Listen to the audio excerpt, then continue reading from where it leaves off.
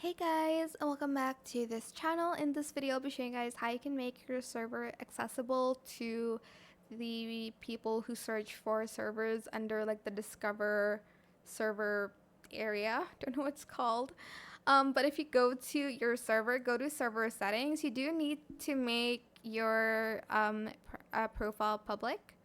And you also need to go to the community, and you actually need to enable the community. So you'll need to verify email, and you also need to scan media and just do everything first. I'm not going to make this a community though, because it's just a server where I test stuff.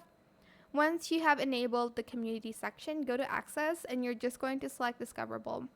Or if you want to, you can select apply to join, because you'll be able, I think it's going to be indiscoverable, I'm not sure, but they must like apply to join. But if you want to make it so that it's accessible through server discovery, just select this one. You can also enable this, and yeah, that is it. Usually servers, like small servers, is like invite only, so it won't be in the discover section of Discord. That is it. I hope this tutorial was helpful for you guys. Don't forget to like, comment, share, and also subscribe to this channel.